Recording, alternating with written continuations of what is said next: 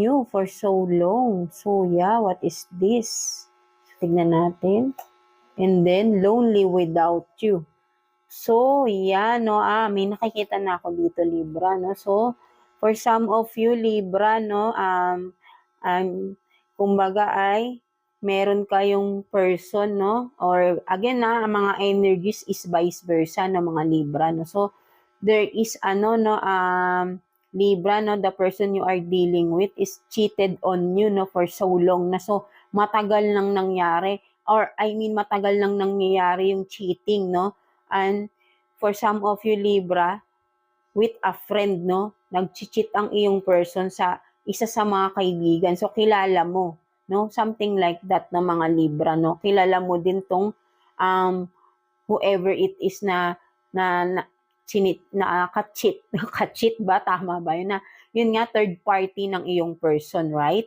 No? So, may separation na nangyari dito, no? For some of you, Libra, no? Because this person is now lonely without you, right? So, ngayon, malungkot siya because wala ka na sa buhay niya, no? Right? Kasi naman, syempre, ang tagal ng panloloko na ginawa niya sa'yo, no? And then sa kakilala nyo pa, no? Friend nyo pa, parehas. So, yeah, maybe, no? Parehas yung kaibigan or kaibigan ng person mo, but then syempre kilala mo, di ba? Or maybe friend mo, Libra, and then yung pala ay third party ninyo ng iyong person, right?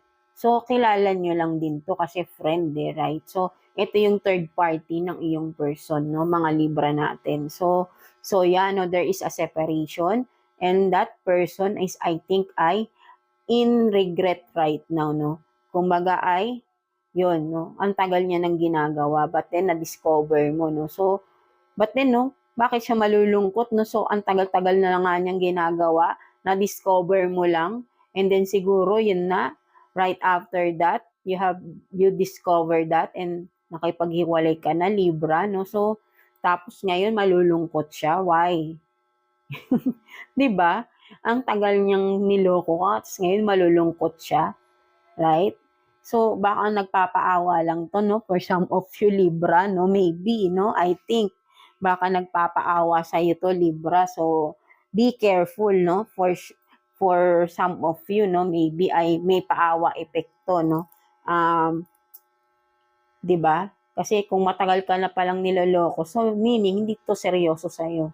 So, kung babalik man ito, it's a big no na mga Libra, no? Kasi, for sure, ulitin